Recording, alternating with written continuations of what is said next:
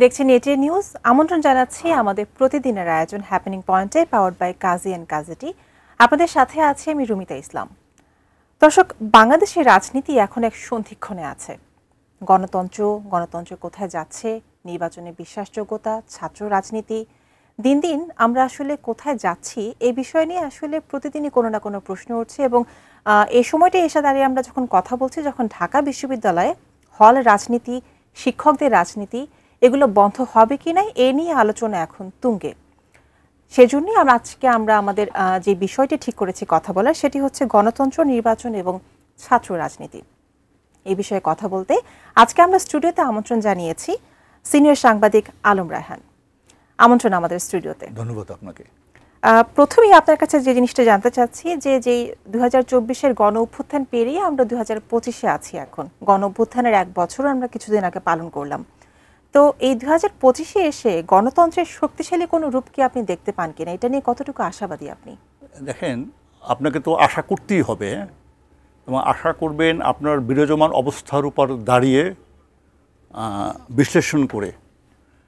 আমরা এই 1 বছর আগে 16 বছর ধরে গণতন্ত্রের যে অবস্থা সৃষ্টি হয়েছিল, সেখান থেকে আপনি মানুষের অংশগ্রহণ, ছাত্রদের অংশগ্রহণ, সাধারণ মানুষের, প্রতিটি মানুষের, শিশুর অংশগ্রহণ, ত্যাগের মধ্য দিয়ে আপনি একটি দুঃশাসন পেরিয়ে আসতে পেরেছেন এবং সেখান থেকে আপনি গণতন্ত্রের আকাঙ্ক্ষাকে আপনি ধারণ করতে পেরেছেন। তা সে তো সময় গেছে 1 বছর। এবং গণতন্ত্রের আকাঙ্ক্ষার জন্য যখন আপনি শুরু করেছেন যে এই প্রক্রিয়া আমি হাঁটবো, আগাবো, তখন কি অন্যেরা তো আবার চেষ্টা করবে যাতে আমাদের এই অগ্রযাত্রা বা পথ চলাকে থামানো যায়, বিঘ্নিত করা যায়। থামানো যাবে না। এই জাতি বড় সাহসী জাতি, একরোখা জাতি এবং লক্ষ্য অর্জন না করে থামে না। যদি লক্ষ্য অর্জন করে এই জাতি থামতো তাহলে কিন্তু একটি 5ই আগস্ট সৃষ্টি হতো না। আপনি 16ই জুলাই থেকে শুরু করেন, ওই সময়টা দেখেন কী না হয়েছে, কিন্তু 5ই আগস্ট তো অর্জিত হয়েছে। অতএব এই জাতিকে থামানো যাবে না। যাত্রা আপনি বা কেউ বিঘ্নিত করতে পারবে, তা বিঘ্নিত যারা করতে পারবে তাদের চেষ্টা থাকবে। আপনার জাতির একাগ্রতা, মানুষের অংশগ্রহণ, এর পাশাপাশি ওই যে আপনার গতি স্লোথ করার যে একটা চেষ্টা, এই চেষ্টার মধ্যে দিয়ে আমরা কিন্তু এগোচ্ছি। তো আপনার কি মনে হয় যে এই গণ অভ্যুত্থান পরবর্তী যে বাংলাদেশ, সেখানে এখন যে রাজনৈতিক দলগুলো আছে তারা আসলে গণতন্ত্রের জন্য আমাদেরকে খুব পজিটিভ কোনো বার্তা দিচ্ছে, আশা দিচ্ছে, এবং এক্সিস্টিং যে দলগুলো আছে, বর্তমানে যে দলগুলো রাজনীতিতে সক্রিয় আছে, তাদের দিয়ে এই গণতন্ত্রের অগ্রযাত্রা এটাকে ভালোভাবে সামনে এগিয়ে নেওয়ার সুযোগ আছে? এখানে দেখেন, আপনার যে কোশ্চেনটা কিন্তু অনেক জটিল। জটিল এই কারণে যে তারা আমাদের এগিয়ে নেবে, কিন্তু এখন কি আমাদের এগিয়ে নেওয়ার অবস্থায় কি তারা পলিটিক্যাল দলগুলো আছে? তারা তো আছে, তারা এগিয়ে যাওয়ার প্রতিযোগিতায়, চেষ্টায়। এটা কিন্তু স্বাভাবিক, এটা দোষের কিছু না। পলিটিক্যাল দলগুলো যে এগোবে তার মতো করে এগোবে এবং এই সিস্টেমে একটি গণতান্ত্রিক প্রক্রিয়ার বাইরে তো যাওয়ার কোনো সুযোগ নাই। গণতন্ত্রের ধারণা যে অবস্থায় থাকুক, যত নাটকই থাকুক, এগোবে এবং তাদেরকে এই কাঠামোর ভিতর থেকেই তাদের কাজ করতে হবে। এবং এরা সম্মিলিতভাবে যদি এরা মনে করে যে আমার এগোতে হলে আগে গণতন্ত্র নিয়ে এগোতে হবে, তাহলে আমাদের সামনে ভালো দিক হতে পারে। আবার সে যদি মনে করেন না, আমি সম্মিলিতভাবে এগোবো না, সিঙ্গেল এগোবো, তাহলে কিন্তু বিপদ হতে পারে। আপনি দেখেন, একটু আমি সঙ্গে অ্যাড করি,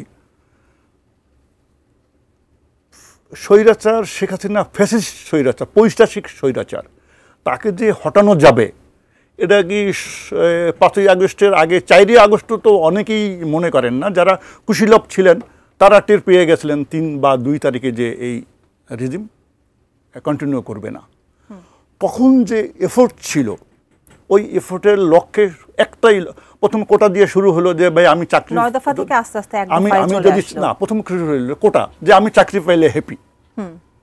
তারপর সেখান থেকে 9 দফা, তারপর চূড়ান্তভাবে 1 দফায়।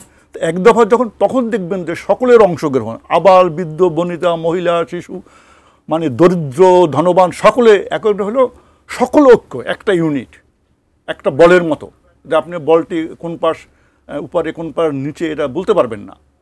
সেই ধাক্কায় শেখ হাসিনা চলে গেল।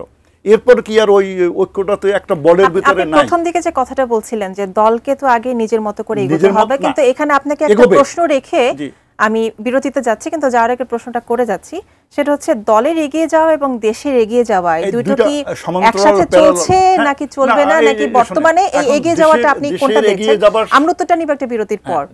দর্শক, এই মুহূর্তে হ্যাপেনিং পয়েন্টে নিচ্ছে একটা বিরতি, ফিরছি একটু পর, সাথেই থাকবেন।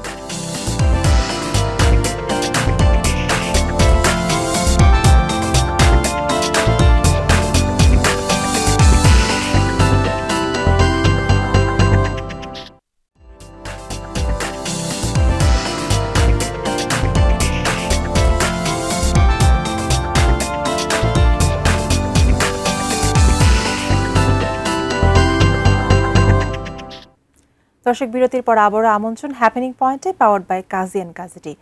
আমরা বিরতির আগে যে প্রশ্নটি আপনাকে আমি করে গিয়েছিলাম যে দলগুলোর এগিয়ে যাওয়া এবং দেশের এগিয়ে যাওয়া, এটা কি একই সূত্রে গাথা বলে আপনি মনে করেন, নাকি আলাদা আলাদা ভাবে তারা এটাকে দেখছে? একই সূত্রে গাথা হওয়া উচিত, কিন্তু অনেস্টলি বললে একই সূত্রে গাথা অবস্থায় আমরা এগুচ্ছি বলে মনে হয় না।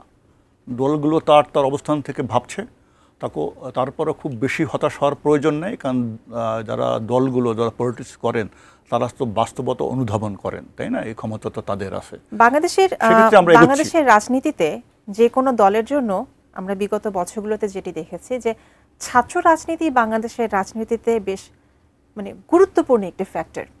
যে কোনো দল ছাত্র রাজনীতির পক্ষেই থাকে আসলে সবসময়।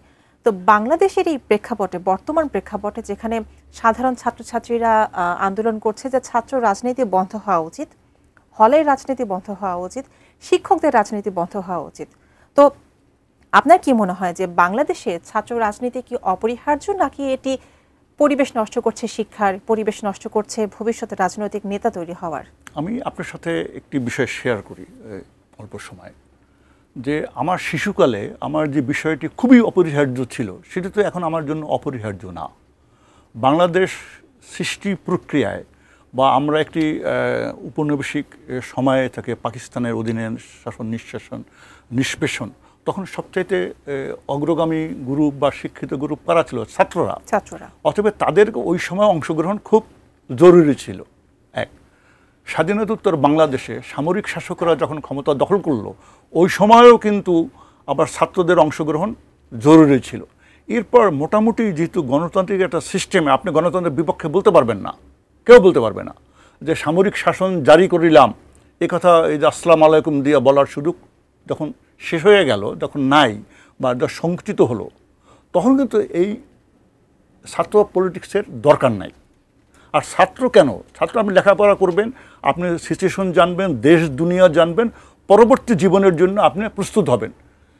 কেউ কৃষিকাজ করবেন, কেউ রাষ্ট্র চালাবেন, সব কিছু করবেন। সেখানে আপনার স্লোগান দিয়ে মারামারি করে হল দখল করে তো আপনার কি মনে হয় যে বাংলাদেশের রাজনীতিতে নেতা তৈরি করার জন্য ছাত্র রাজনীতি কোনো ভালো ভূমিকা রাখে?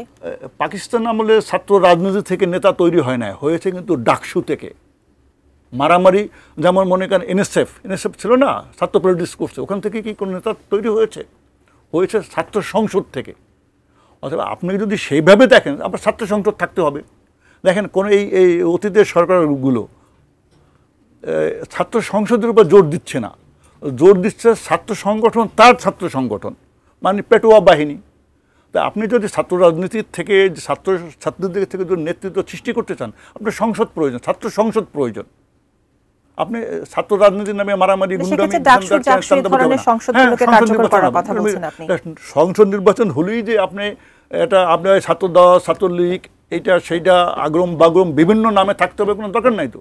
ছাত্ররা যারা ভোট দেবে আগেও তো ছিল। ছাত্র রাজনীতির সাথে বিশ্ববিদ্যালয়গুলোতে আরো একটা জিনিস আছে, সেটি এবং খুব গভীরভাবে আছে, সেটি হচ্ছে শিক্ষকদের রাজনীতি। এটা তো খুবই ন্যাক্কারজনক। আমরা বিভিন্ন দল দেখতে পাই শিক্ষকদের মধ্যে, এবং তারাও আসলে রাজনৈতিক এজেন্ডা বাস্তবায়নের কাজ করে থাকেন। যদি 5 বছরের শিশু যে কাজটা করে, ওই একই কাজ যদি 50 বছরের একটা মানুষ করে, তা গর্হিত অপরাধ। তা ছাত্র রাজনীতির নামে ছাত্রদের বিভিন্ন অংশ বলতে গেলে ইন জেনারেল যারা হচ্ছে, ওই একই কাজ তো আপনার শিক্ষক রাজনীতির নামে মাননীয় শিক্ষকরা করছেন।